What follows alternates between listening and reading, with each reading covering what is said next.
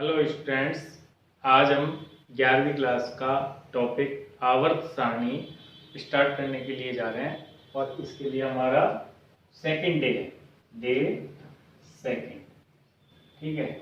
पिछले क्लास के अंदर हमने फर्स्ट क्लास के अंदर ये सीखा कि आवर्त सारणी किस तरह से विकसित हुई, आवर्त सारणी में तत्वों के वर्गीकरण की आवश्यकता क्यों महसूस हुई, उसके बाद तत्वों को वर्गीकृत करने का यानी सारणीबद्ध रूप देने में किन किन वैज्ञानिकों का योगदान था, जिसमें हमने लावोजियर, प्राउस्ट, डोबेराइनर, न्यूलैंड का स्टग नियम ये पढ़ लिया था। अब हम अगला जो साइंटिस्ट है वो है लोथर मेयर। लोथर मेयर को सब लोग भूल जाते हैं कि लोथर मेयर भी आवर्त सारणी में योगदान रखता है। लोथर मेयर जैसे ऑप्शन कई बार ऐसे आते हैं कि निम्नलिखित में से किसका आवर्त सारणी में के विकास में महत्वपूर्ण योगदान है, तो उसमें लोथर मेयर भी एक ऑप्शन होता है जिसको हम नजरअंदाज कर देते हैं, तो वो लोथर मेयर भी आवर्त सारणी के विकास में अपना महत्वपूर्ण योगदान अदा करता है, तो इसे ना भूलें आप। अब इन्होंने क्या योगदान दिया, तो सबसे पहले आपसे यही क्वेश्चन आता है कि लोथर मेयर ने क्या बताया। तो लोथर मेयर ने तत्वों के परमाणु आयतन, परमाणविक आयतन को परमाणु द्रव्यमान के साथ, परमाणु द्रव्यमान के साथ संबंधित किया, और संबंधित करने के बाद यानी ए के साथ, तो सबसे पहले तो लोथर मेयर ने किसे आधार माना, तत्वों के गुणों का आधार किसे माना, तो परमाणु द्रव्यमान को माना। परमाणु द्रव्यमान को किसके साथ संबंधित किया, परमाणविक आयतन के साथ संबंधित किया। यानी जैसे जैसे परमाणु द्रव्यमान बढ़ता है वैसे वैसे आयतन में क्या ट्रेंड देखने को मिलता है, ये बात कौन बताता है, यही बात बताता है लोथर मेयर। तो मैं आपको बताऊं, लिथियम से हम स्टार्ट करते हैं क्योंकि न्यूलैंड ने भी लिथियम से किया था। तो लिथियम का को मैं यहाँ मानता हूँ कि इसका परमाणविक आयतन कितना है, इतना। लिथियम के बाद कौन आता है, बेरिलियम। तो बेरिलियम का परमाणविक आयतन डिक्रीज, यानी जैसे जैसे हम भार परमाणु द्रव्यमान बढ़ा, इसका होता है 7, इसका होता है 8, तो परमाणविक आयतन में भी गिरावट आती है। उसके बाद बोरॉन पे और गिरावट आ जाती है। फिर बोरॉन के बाद कार्बन पे आयतन हल्का सा बढ़ जाता है। फिर कार्बन के बाद नाइट्रोजन पे और आयतन बढ़ जाता है। नाइट्रोजन के बाद ऑक्सीजन पे और बढ़ जाता है, फ्लोरीन पे और बढ़ जाता है। फिर फ्लोरीन के बाद अगला एलिमेंट आता है, क्योंकि नोबल गैस की खोज नहीं हुई थी तो अगला एलिमेंट कौन आएगा, सोडियम। फिर सोडियम के बाद वापस गिर जाता है किस पर, मैग्नीशियम पर। फिर वापस गिर जाता है किस पर, एल्यूमिनियम पर। फिर वापस बढ़ने लगता है कहाँ, यहाँ बोरॉन, बोरॉन के बाद एल्यूमिनियम यहाँ आ गया, एल्यूमिनियम पर डाउन हो गया, फिर बढ़ना शुरू कर दिया सिलिकॉन। फिर फास्फोरस का और अधिक हो जाता है। फिर उसके बाद सल्फर, और सल्फर के बाद क्लोरीन, और क्लोरीन के बाद फिर टॉप पे कौन रहेगा, पोटेशियम। ये ट्रेंड फिर अगले आगे देखने को मिलता है हमको। फिर यहाँ इनर्ट गैस और ट्रांजिशन एलिमेंट आ जाते हैं। तो इस तरह का वक्र प्राप्त हुआ लोथर मेयर को। अब इस वक्र से उसने लोथर मेयर ने क्या क्या बातें बताई, तो लोथर मेयर ने जो सबसे बड़ी जानकारी दी थी वो ये दी थी, ऐसे ही ग्राफ खींच लिया। अब वो तो जिस अगर अपन आयतन और परमाणु द्रव्यमान हमको पता हो तो हम तत्वों को देखते जाएंगे और उनको जमाते जाएंगे, तो वक्र तो आना ही आना है। अब उसके बाद इससे क्या उसने पता लगाया, भाई पता ये था कि सबके सामने समस्या ये थी कि कौन कौन से तत्वों को एक साथ रखा जाए। तो लोथर मेयर ने यहाँ से एक जानकारी दी कि जो वही इस वक्र के अंदर एक जैसी स्थिति को ग्रहण करते हैं वो गुणों में भी समान होते हैं। ये बात क्या थी, आप देखो यहाँ लिथियम क्या है, टॉप पर है। फिर आप देख रहे हो सोडियम भी क्या है, टॉप पर है। फिर आप देख रहे हो पोटेशियम भी क्या है, टॉप पर है। और ऐसे ही आगे आप देखोगे तो टॉप पर आएगा सीजियम, रुबिडियम। तो आप फिर इनको अलग करो कि भाई एक जैसी स्थिति किस किस की आई, लिथियम की, सोडियम की, पोटेशियम की और रुबिडियम की, और नाउ आगे सीजियम की। तो ये सब आपको पता होना चाहिए। ये क्या है? क्षारीय धातुएं हैं। क्या है ये? क्षारीय धातु, जो कि कहाँ है? वक्र के शीर्ष पे है और ये गुणों में भी समान होती है। तो लोथर मेयर के वक्र की क्या विशेषताएं होती है? तो आप बताओगे लोथर मेयर वक्र के अनुसार जो वक्र में एक जैसी स्थिति को ग्रहण करते हैं परस्पर गुणों में समानता प्रदर्शित करते हैं। अब आप देखो वक्र की उतरती हुई भुजा पे, यानी जिसको बोलते हैं आरोही भुजा, आरोही भुजा पे बेरिलियम है, उतरती हुई भुजा पे मैग्नीशियम है, और यहाँ क्या आएगा? कैल्शियम आएगा। पोटेशियम के बाद कैल्शियम ही आता है। तो वक्र की आरोही भुजा पर कौन स्थान ग्रहण करती हैं? शीर्ष पर कौन स्थान ग्रहण करती हैं? तो आपको बताना है शीर्ष पर क्षारीय धातु स्थान ग्रहण करती है, और आरोही भुजा पर कौन स्थान ग्रहण करती हैं? क्षारीय मृदा धातुएं, और ये गुणों में भी समान होती है। अब ऐसे तुम देखो वक्र की बढ़ती हुई भुजा पर, चढ़ती हुई भुजा पर फ्लोरीन है, यहाँ क्लोरीन है, और आगे ऐसे ही चढ़ती हुई भुजा पे कौन आएगा? ब्रोमीन आएगा। तो ये आप जानते हो फ्लोरीन, क्लोरीन, ब्रोमीन एक ही वर्ग के तत्व आजकल जानते होंगे आप। तो ये गुणों में समान है। तो ये बिल्कुल बात जानकारी जो लोथर मेयर ने प्राप्त की सटीक थी, और ये बिल्कुल मैच भी कर रहे थे कि भाई जो वक्र पर एक समान स्थिति ग्रहण करते हैं वो गुणों में समान होते हैं। ये बात बिल्कुल सही बैठ रही थी। तो फिर यहाँ से आप कौन कौन से क्वेश्चन पुटअप होते हैं?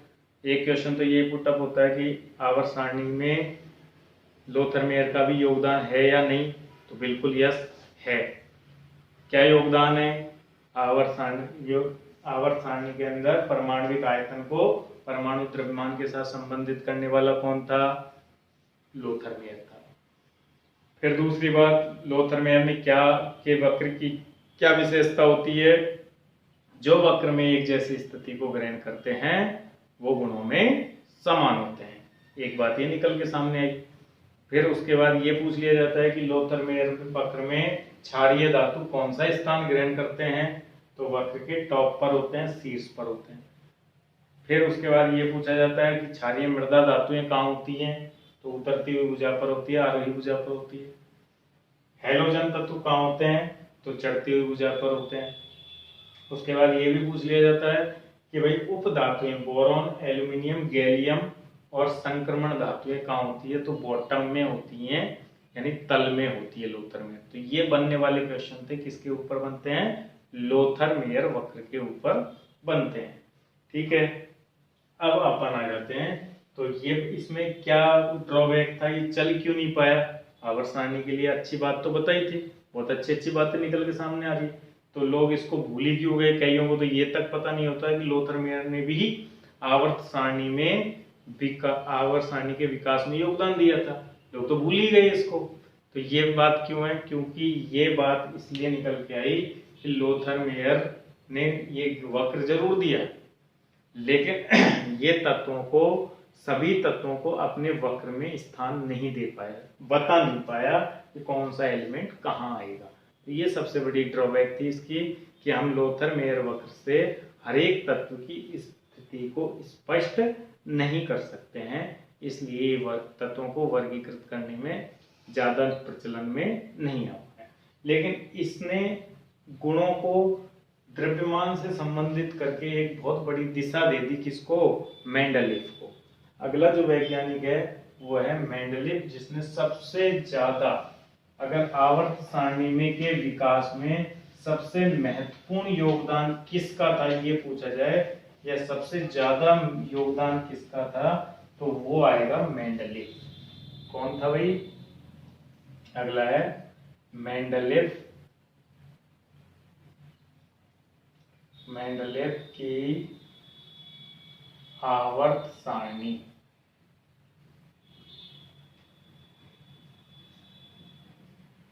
ठीक है, इसको मेंडलीफ की आवर्त सारणी इसलिए बोलते हैं क्योंकि सबसे वो, अगर क्वेश्चन आए आवर्त सारणी को सारणीबद्ध रूप देने वाला प्रथम वैज्ञानिक कौन सा था, या तत्वों को वर्गीकृत करने वाला प्रथम वैज्ञानिक कौन सा था, तब तो लवोजियर।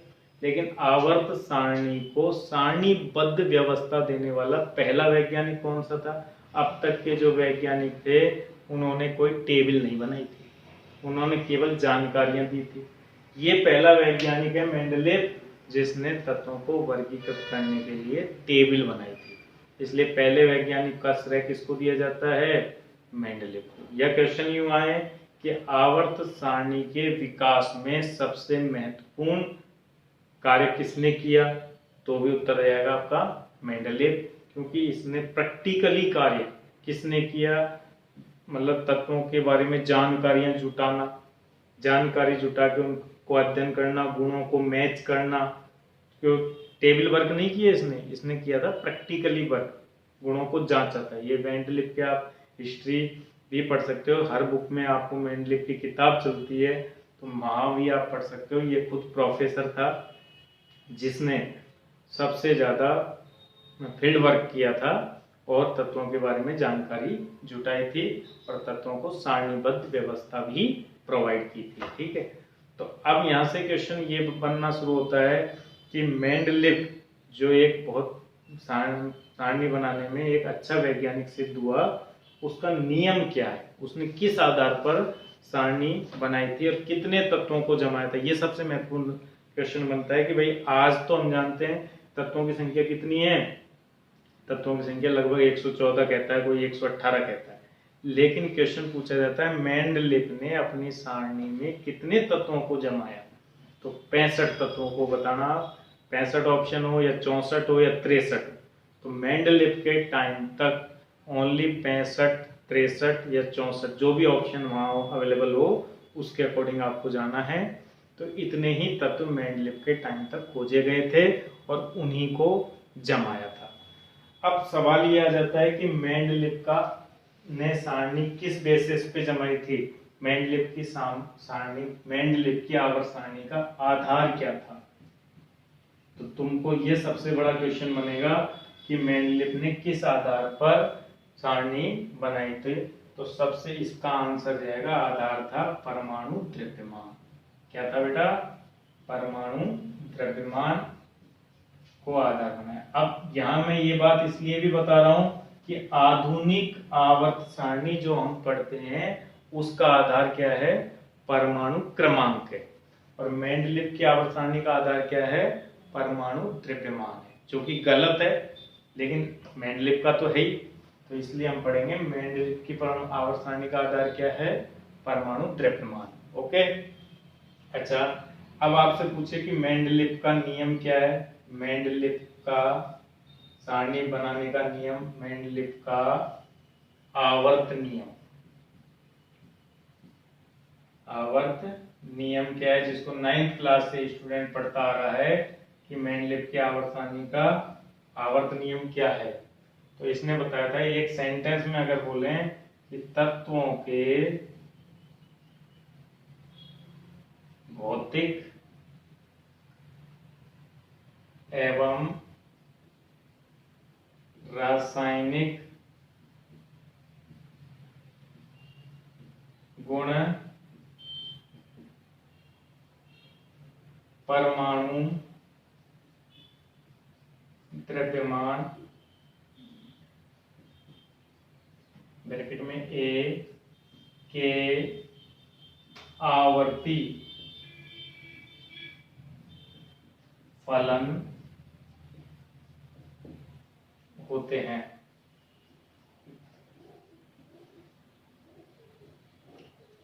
यानी तत्वों के भौतिक एवं रासायनिक गुण परमाणु द्रव्यमान ए के आवर्ती फलन होते हैं। ये आवर्ती फलन का क्या मतलब है?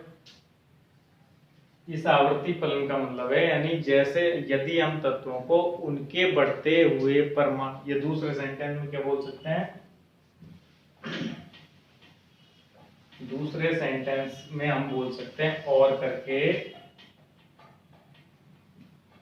अर्थात तत्वों के भौतिक तथा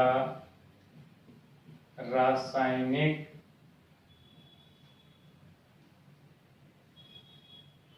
गुण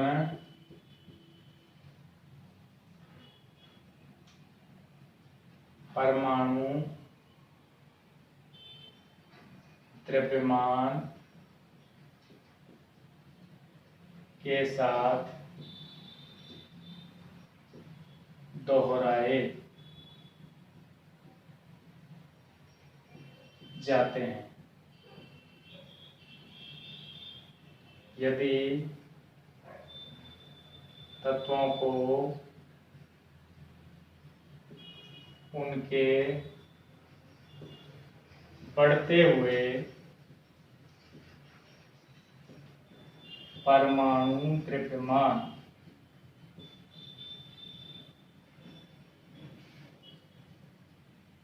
के आधार पर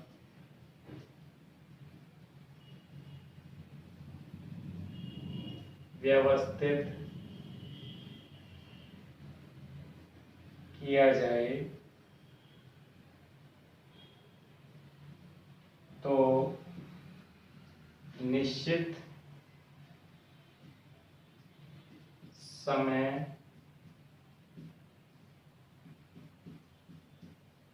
समयांतराल बाद उनके गुणों की पुनरावृत्ति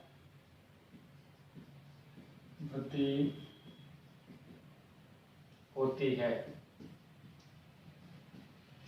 ये आपका इसी सेंटेंस, ये दोनों सेंटेंस एक, ये बड़ा सेंटेंस बन गया ना, ये शॉर्ट में बोल दिया भौतिक और रासायनिक गुण परमाणु द्रव्यमान के आवर्ती फलन होते हैं।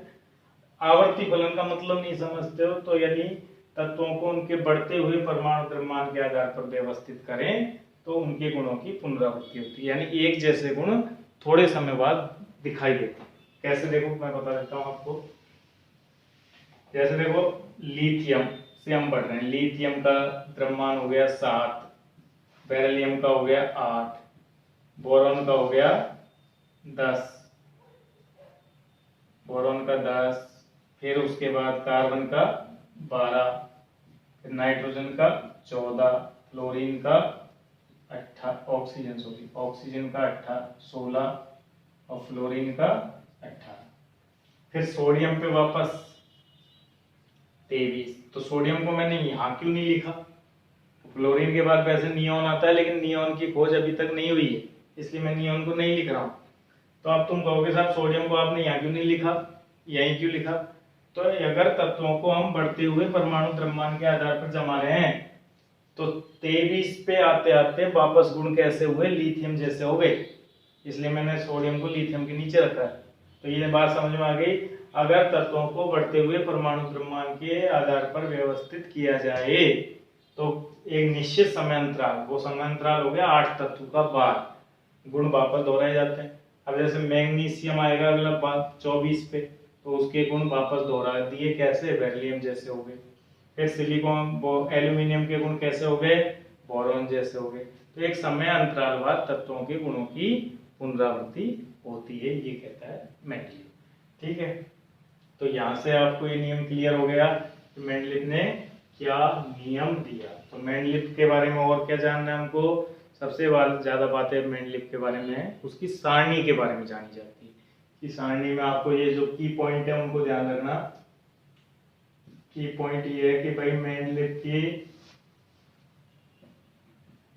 सारणी के अंदर कितने वर्ग थे।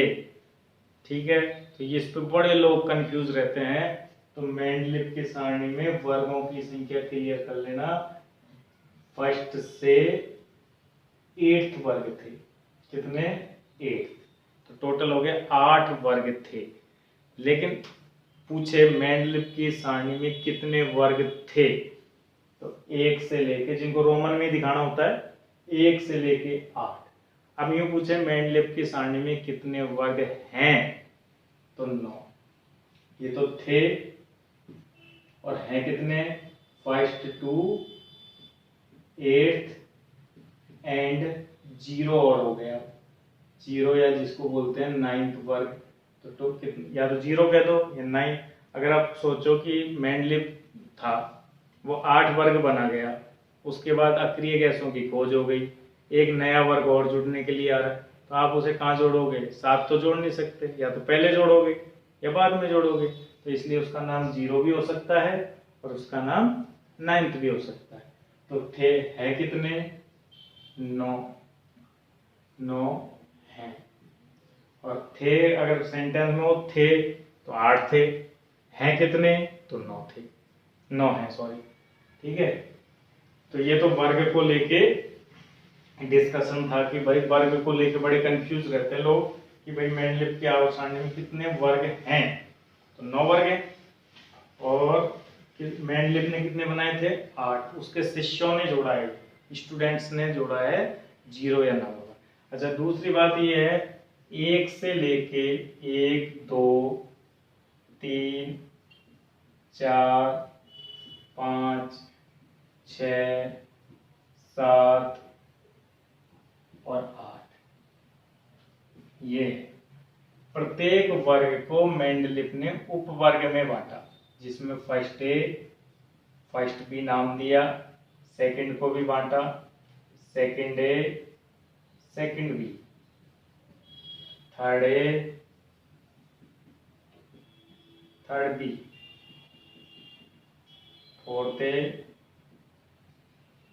फोर्थ बी, ऐसे प्रत्येक वर्ग को। लेकिन 8वें वर्ग को उपवर्गों में नहीं बांटा गया। ये क्लियर कर लेना, हर एक वर्ग को उपवर्ग में इसको भी बांटा, इसको भी बांटा, इसको भी बांटा, लेकिन इसको नहीं बांटा। तो एक ये बात क्लियर, मेंडलिप ने कौन से वर्ग को उपवर्ग में विभक्त नहीं किया? तो 8वें वर्ग को उपवर्ग में विभक्त नहीं किया, बाकी हर एक वर्ग को उपवर्ग में विभक्त किया। ठीक है बात। तो ये वर्ग को लेके जो बात क्लियर निकलती है वो ये थी। अब उसके बाद में आवर्त की बात कर लेते हैं भाई। तो आवर्त को लेके ये बात होती है कि मेंडलिप की आवर्त सारणी में 7 क्षैतिज पंक्तियां होती हैं, जिन्हें 1 2 3 4 5 6 और 7। तो कितनी क्षैतिज पंक्तियां थी? 7 क्षैतिज पंक्तियां होती है, जिन्हें आवर्त कहा गया। तो आवर्त में बस यही बात है कि मेंडलिप में की सारणी में कितने आवर्त थे, या आधुनिक में भी कितने आवर्त थे? तो 7 आवर्त थे। वर्ग कितने थे? 8 थे। प्रत्येक वर्ग को वर्गों में बांटा था। तो ये मेंडलिप को लेके बातें